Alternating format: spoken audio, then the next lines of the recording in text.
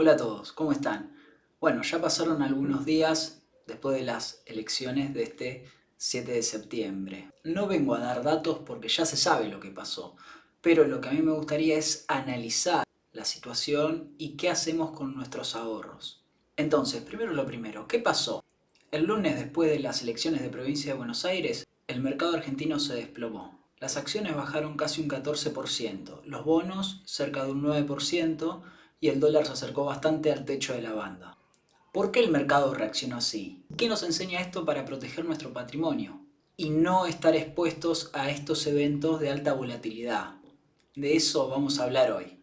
Capítulo 1. Expectativa versus realidad.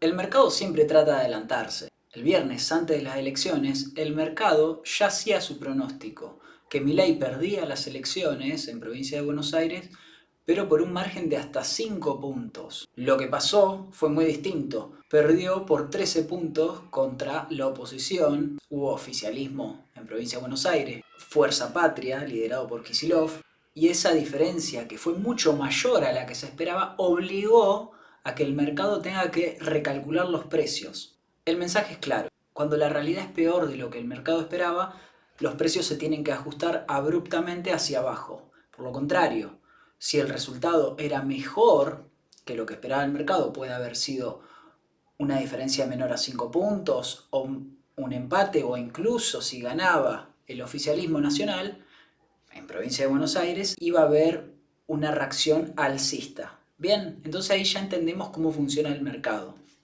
Capítulo 2. El golpe. El ajuste se sintió en tres frentes principales. En las acciones argentinas, el mercado tuvo una gran caída de 2 dígitos, donde algunas acciones llegaron a caer más de 20%, como por ejemplo Galicia, que llegó a caer 27% y después terminó cayendo un poco menos, recuperó algo en la jornada, pero no se salvó nadie. La caída fue muy fuerte, y eso que ya venían cayendo días previos, incluso semanas previas, porque ya se sabía de que no iba a ser un buen resultado para el oficialismo. ¿Por qué pasó eso? Bueno, porque el mercado espera que haya menos chance de que pueda haber reformas pro mercado, por así decirlo. ¿Bien? O que la macroeconomía se encuentre en una situación de inestabilidad que dificulte el crecimiento de las empresas. Caída en los bonos. ¿Por qué pasa eso? Bueno, porque los tenedores de deuda, o sea, los que le prestaron en su momento dinero al Estado, creen de que va a tener menor capacidad para pagar su deuda en el futuro. Por lo tanto, empiezan a caer los bonos, se deshacen de esos papeles. Y finalmente, la variable que nos resulta a todos muy conocida es el dólar, que de estar a 1360 la jornada previa, o sea el viernes previo, llegó casi a tocar el techo de la banda cambiaria, que está a 1470 pesos.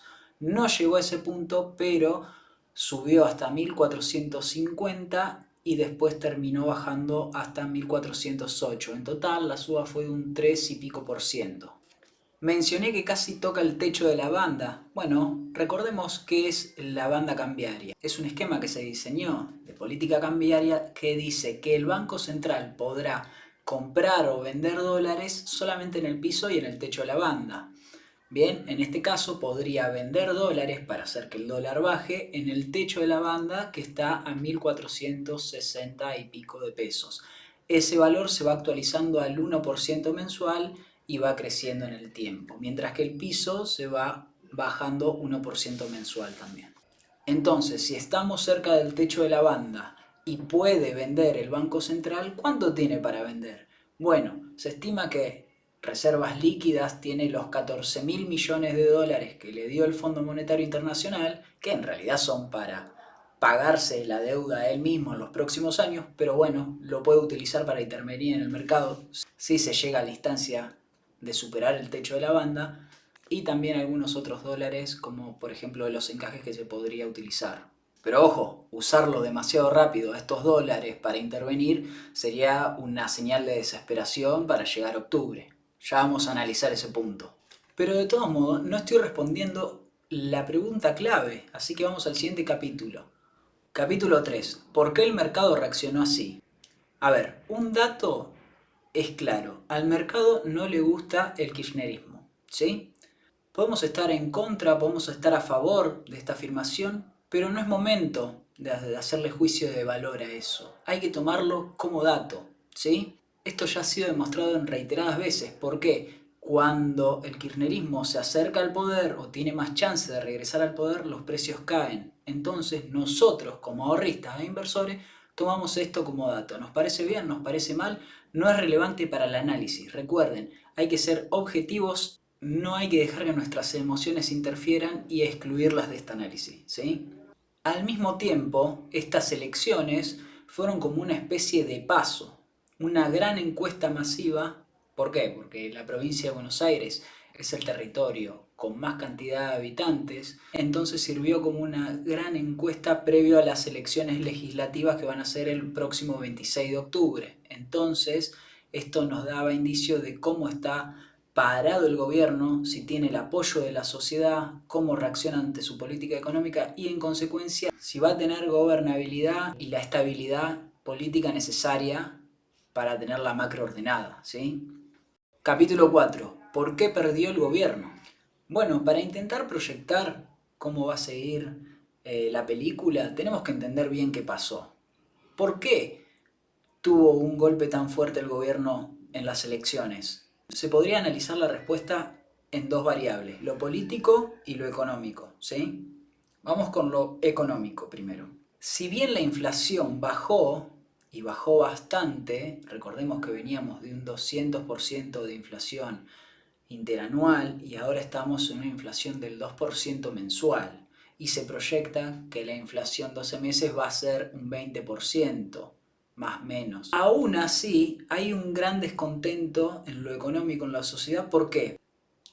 Los salarios aún así no alcanzan, ¿bien? Al mismo tiempo se está sintiendo que la economía está cada vez más dura, que se siente un clima recesivo. Ya hemos visto en otro video que yo denominé el callejón del estancamiento, cómo ya la actividad económica dejó de subir y estamos medio lateralizando, como que se frenó la economía. Por otro lado, desde el mes de julio el dólar empezó a subir, que estaba a 1100 más o menos, y ahora lo teníamos cerca de 1370. Y ver en los noticieros que el dólar subió genera un cierto descontento en la sociedad. Y dato no menor, en los últimos 2 meses también hubo una mini crisis con la tasa de interés que hizo que la economía se resienta aún más, aumente la morosidad de los créditos y se genera un parate importante en la economía. Por otro lado, en lo político, claramente la estrategia de pelearse con todos no funcionó. Esa idea de un partido súper chiquito, intenso, peleándose con enemigos y amigos, insultando, no gustó y claramente se nota que le soltó la mano muchos votantes que había conseguido de Juntos por el Cambio en el balotaje. ¿Por qué? Porque la diferencia entre el balotaje y la elección de ahora de Provincia de Buenos Aires es de 17 puntos. Obviamente no es exacto, pero se podría hacer una comparación que es con los votos que trajo de Juntos por el Cambio al incorporar a Bullrich. Entonces es probable que ese votante haya decidido por ahí no ir a votar. No te digo que haya ido a votar a Kicillof, pero quizás con su ausentismo hizo que no pudiera conseguir más votos. Bien. Capítulo 5. ¿Qué puede pasar de acá a octubre?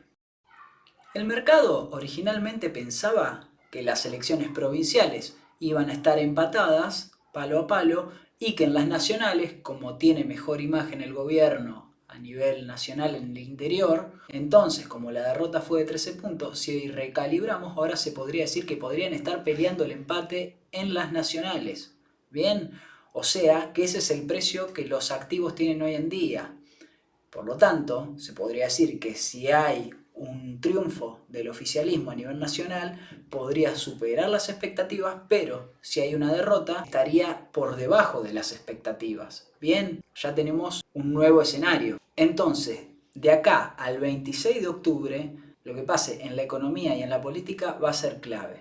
Primero, en la economía, analicemos qué puede pasar, cómo puede seguir la dinámica. El dólar está presionado en el techo de la banda, ¿bien? El Banco Central puede vender reservas para contenerlo, pero eso tiene un límite. Aparte, si se ve que se está vendiendo mucho, genera un efecto de pánico, que se están quemando todas las naves. ¿Qué va a pasar con las tasas de interés?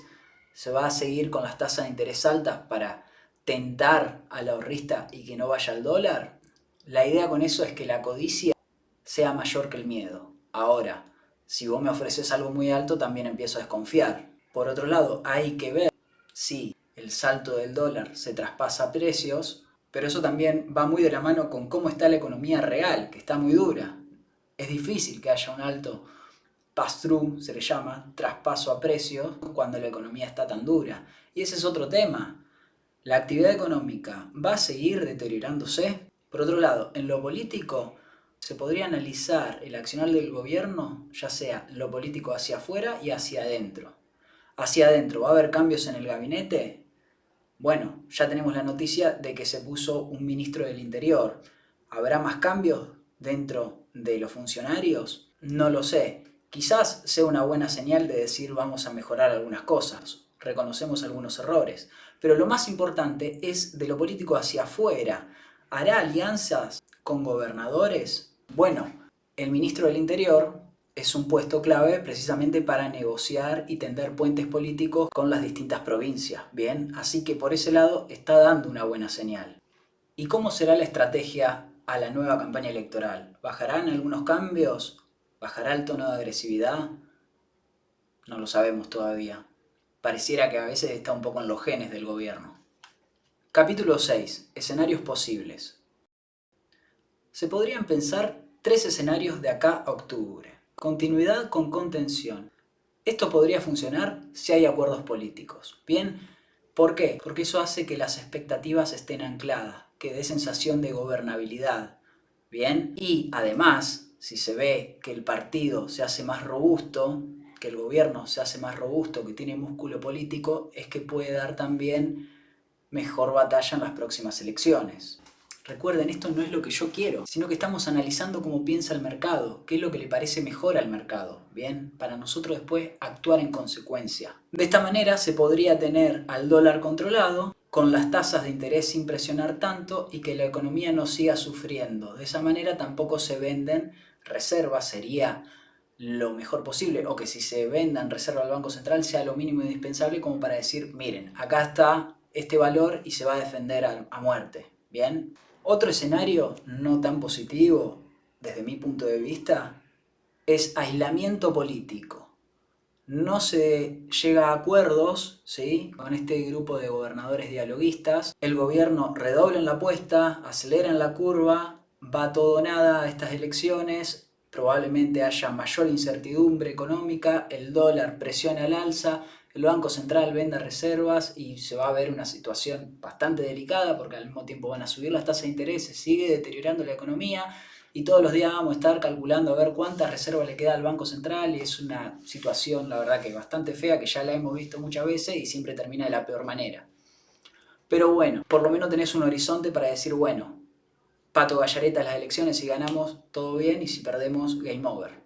Y finalmente decidir un cambio en el plan económico que podría ser liberar las bandas cambiarias, liberar el tipo de cambio, que no exista más la banda cambiaria, que vaya a buscar un nuevo equilibrio más arriba, bajar las tasas de interés, quizás vender un poco de reservas para estabilizar y dar un nuevo valor de mercado, pero eso probablemente haga que haya un poco más de inflación en el corto plazo, al mismo tiempo se desanclan las expectativas, el gobierno puede caer otra vez en las encuestas y te genera una especie de círculo vicioso de cara a las nuevas elecciones que te podría traer un peor resultado incluso. Realmente no veo demasiado posible de que el gobierno haga eso, salvo que dé la batalla completamente perdida. Bien, entonces yo creo que lo más razonable y que hay algunos indicios de que van a ir por ahí, por eso se armó la mesa política, por eso el presidente va a anunciar el proyecto de presupuesto, que después de 3 años sin presupuesto estaría muy bueno,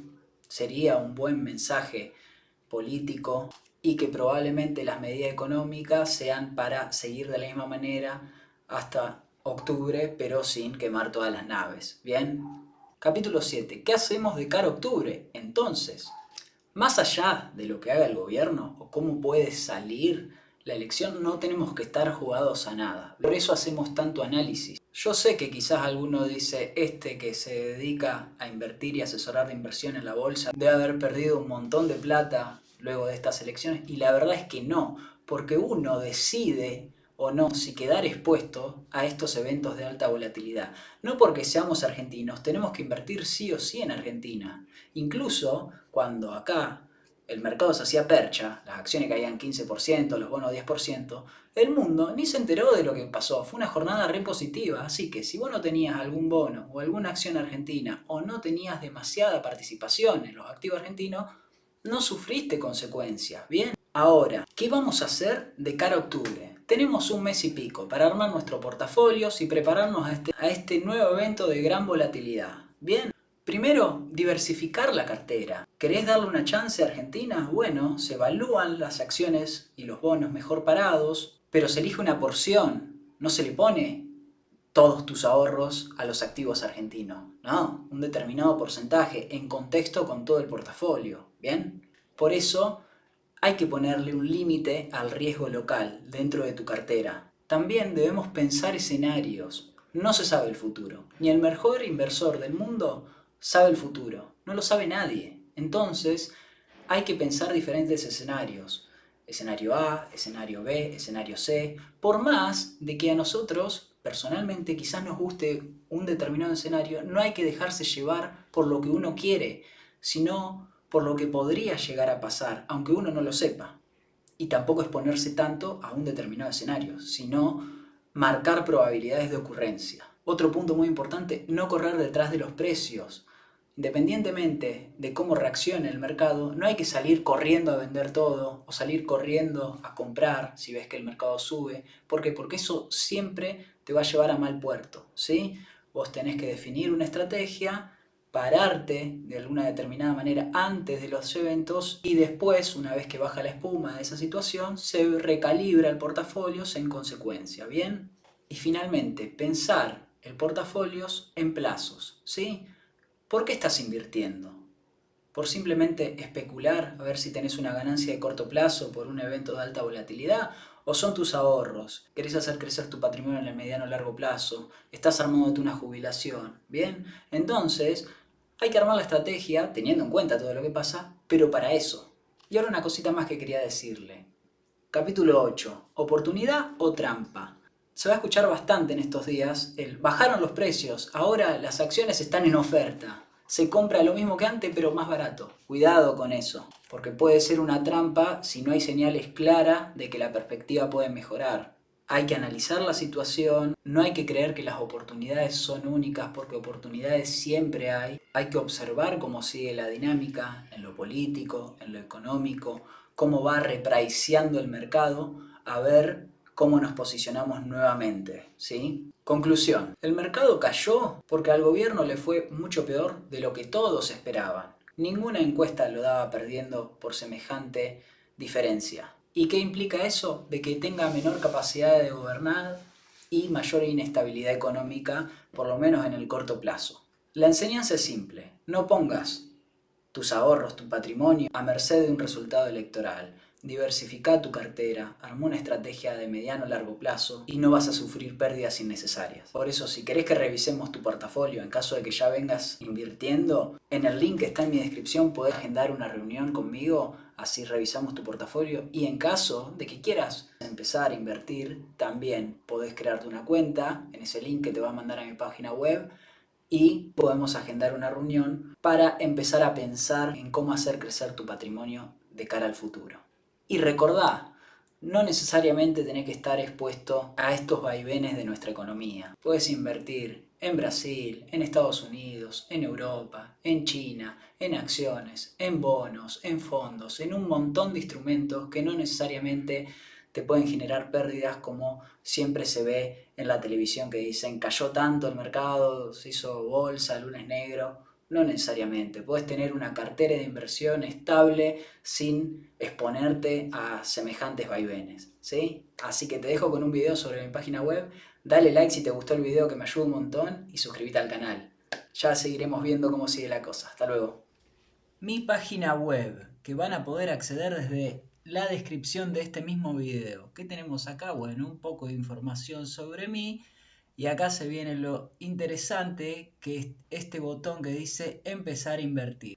Y tocando acá te armas una cuenta gratis para poder empezar a invertir y automáticamente yo voy a ser tu asesor financiero. Y vamos a poder hacer un diagnóstico inicial, un plan personalizado, adecuado a tu estrategia, a tu perfil, tus metas, y te voy a acompañar en la implementación y para hacerle seguimiento y ajustes, ¿sí? Y además, si querés, también podés agendarte en una asesoría personalizada donde vamos a tener una charla de 1 hora para que puedas sacarte todas tus dudas. Esta asesoría puede ser tanto si ya venís invirtiendo desde antes como si querés recién empezar a invertir, yo te puedo explicar todo lo que vos necesitas saber.